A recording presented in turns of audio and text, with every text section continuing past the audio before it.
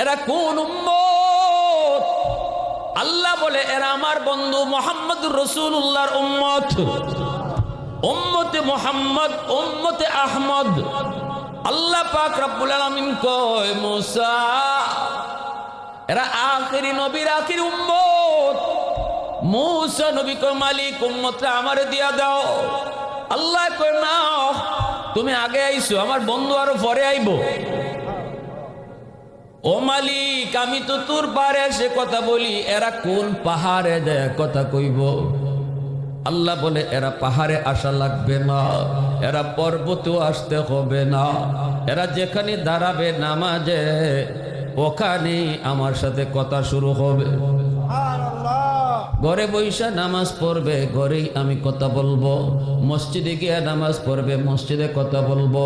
হাওরে নামাজে দাঁড়াবে, তখন হাওরে কথা বলবো।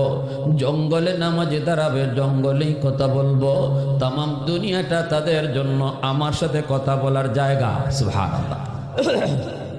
এজন্যই রসুল বলেন মুসাল্লি ইউনাজি রব্বা, নামাজি আল্লাহর সাথে নামাজে কথা কয়।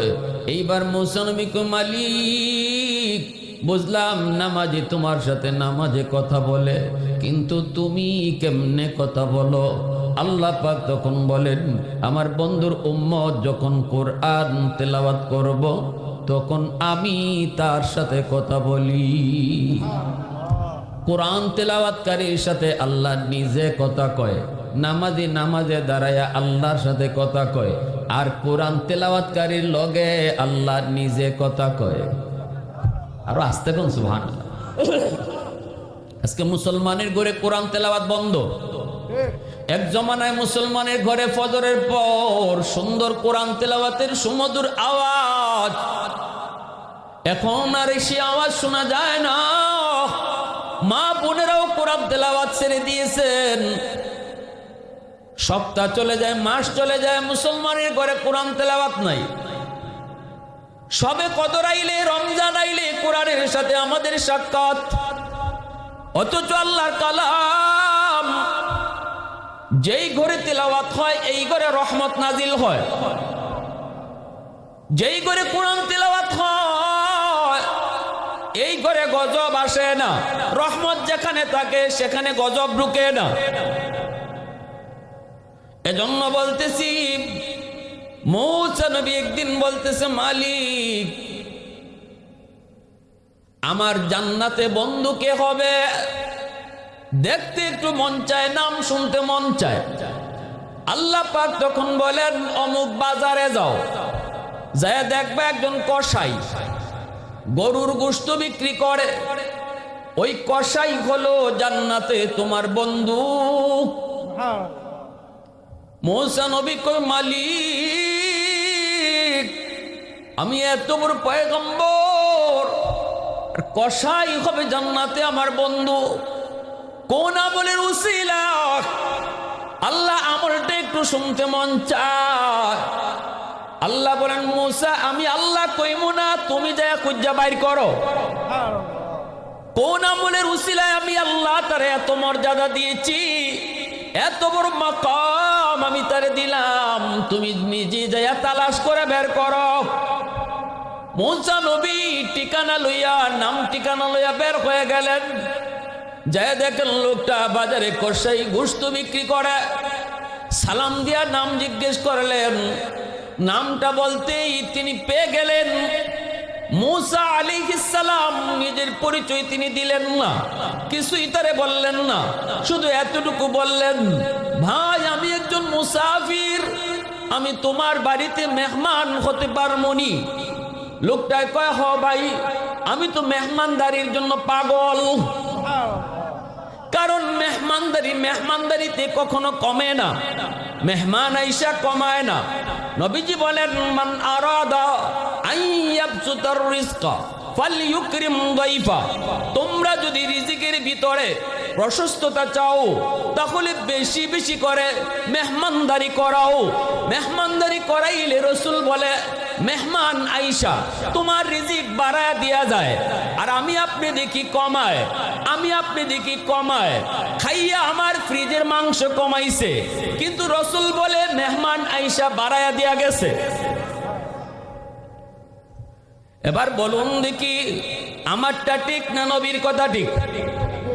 এজন্যই মেহমান রহমত নিয়ে আসে, বরকত নিয়ে আসে।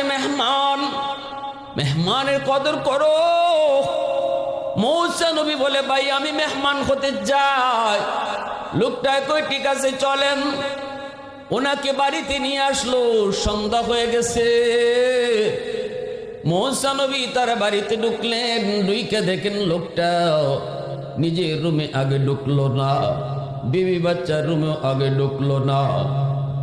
একটা যেই রুমটাতে তার মা আছে ওই রুমটাতে সে আগে যায় ঢুকলো। ঢুকেই পালঙের মধ্যে শুয়ে রইছে তার মা, বৃদ্ধা মা, কবুতরের বাচ্চার মতো হয়ে গেছে গো। ওই মাকে কুলে নিয়া হাতের সেই খাবারটা মাকে তোলায়া তোলায়া খাওয়াইতেছে। ছোট ছোট দুইটা বাচ্চা দৌড় দিয়া বাবার পায়ে পইরা কান্না করে, কাঁদে আর কই, বাবা সারাদিনে কিছু খাই নাই, আব্বু আমাদেরকে খানা দেও। কিন্তু বাবা বাচ্চাগুলির মাথায় হাত বুলায় কই, বাজান একটু অপেক্ষা করো, আগে তোমাদের দাদুরে খানা খাওয়ায়া নেই। বাচ্চাগুলি পায়ে পড়া কাঁদে, এরপরও বাচ্চারে আগে খাওয়ায় না, মারে আগে খাওয়াইতেছে। মূসা নবী তাকায়া তাকায়া দৃশ্যগুলি দেখেন আর মনে মনে কইতেছে, মালিক আমল তো পায়া গেছি, কোন আমলের কারণে সে জান্নাতে আমার বন্ধু হবে? মূসা নবী এবার লোকটারে জিজ্ঞেস করেন, ভাই এই বাচ্চাগুলি কার? কয় বাচ্চাগুলি আমার। এই বুড়া মহিলাকে? কয় আমার মা। বাচ্চাগুলি তুমি আগে খাওয়াইছো না, মারে আগে খাওয়াইছো। এই আমল কতদিন যাবত তুমি করো? লোকটায় কই, ভাই আমি 40 বছর যাবত এই আমল করি। 40 বছর যাবত আমি মারে আগে খাওয়াই, নিজে আগে খাই না, বউ বাচ্চার আগে খানা দেই না, আগে মারে খাওয়াই, এরপরে বউ বাচ্চা নিয়ে খাই, মাকে আগে আগে খাওয়াই।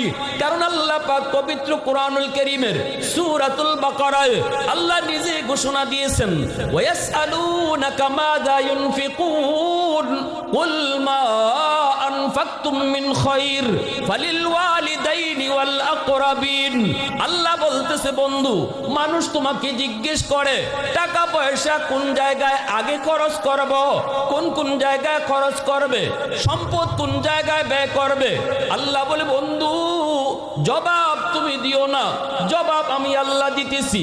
আমার জবাব তুমি শুনে দাও, উম্মতকে জানায় দাও, সবার আগে তার টাকা, তার পয়সা, তার সম্পদ মা বাবার জন্য খরচ করা লাগবে। সুবহানাল্লাহ। বেতনের টাকা পকেটে এসেছে, আল্লাহ পাকের নির্দেশ হলো নিজের জন্য আগে নয়, বউ বাচ্চার জন্য আগে নয়, আগে তার মার জন্য, আগে তোমার বাবার জন্য, সবার আগে বাপ মার জন্য খরচ করো। শীতের সিজন সামনে আসতেছে রে যুবক, এবার তুমি বলো, আমার আল্লাহর কথা যদি তুমি বুঝে থাকো, শীতের পোশাক তুমিও কিনবা, বিবি বাচ্চার জন্য কিনবা, মা আছে বাবা আছে তাদের জন্য শীতের কাপড় লাগবে। এবার একটু বলো তো দেখি, কার কাপড়টা আগে কিনবা, নিজেরটা না বাপ মারটা? কথা বুঝেননি আপনি আমার? বউর কাপড় আগে কিনবা না বাপ মারটা আগে? সন্তানের শীতের কাপড় আগে না বাপ মার আগে? সিদ্ধান্ত কার? আমি মৌলবি দিছি সিদ্ধান্ত, সিদ্ধান্ত কার? ঔষধের প্রয়োজন, ঔষধের প্রয়োজন। আমার ঔষধ কিনলে পড়ে আমার ওষুধ লাগবে, সন্তানের ওষুধ লাগবে, বিবির ওষুধ লাগবে, মার ওষুধ লাগবে। একজনের ঔষধ শুধু কিনা যাবে, বাকি জনের ঔষধ কিনা যাবে না, পকেটে টাকা কম। আমি জবাব সেতেছি, জবাব জবাব এই আমার দিকে মনোযোগ, আপনারা মনোযোগ আমার দিকে দেন। অল্প সময় কিছু কথা, লম্বা চড়া বয়ান না, কিছু কথা শুনেন মন দিয়া। কেউ হাঁটাচড়া করবেন না এদিক সেদিক। পরিবেশ এলোমেলো হইলে আমি হুট করে মোনাজাত দিলাই। বলেন, ঔষধ শুধু একজনে কিনা যাবে, বাকি জনের কেনার টাকা নাই। আপনারও লাগবে, বাচ্চারও লাগবে, বউয়েরও লাগবে, মারও লাগবে। আল্লাহর সিদ্ধান্ত যদি আপনি বুঝে থাকেন, বলেন কার ওষুধটা কিনবেন? আলহামদুলিল্লাহ, জোরে বলেন। কার ওষুধ? বাবার লাগলে বাবার, মার লাগলে মার। এটি সিদ্ধান্ত কার? পবিত্র কোরআনের সূরাতুল বাকারা খুঁজে দেখেন, আল্লাহ নিজে বলছে, বন্ধু, মানুষ তোমাকে জিজ্ঞেস করে কোন জায়গায় সম্পদ ব্যয় করবে, জবাব তুমি দিও না, আমি আল্লাহ দিতেছি। ওয়ায়াসআলুনাকা মাযা ইউনফিকুন কুল, আল্লাহ আটকাই দিছে রাসূলকে, বন্ধু জবাব তুমি দিও না, জবাব আমি আল্লাহ দিতেছি। আমি আল্লাহ দিতেছি কইয়েই আল্লাহ কয় সবার আগে বলবা যেন তার টাকা বাপ মার জন্য খরচ হয়। তাহলে দোকানের ব্যবসা করে লাভ হয়েছে, লাভের টাকা তোমার পকেটে ঢুকছে।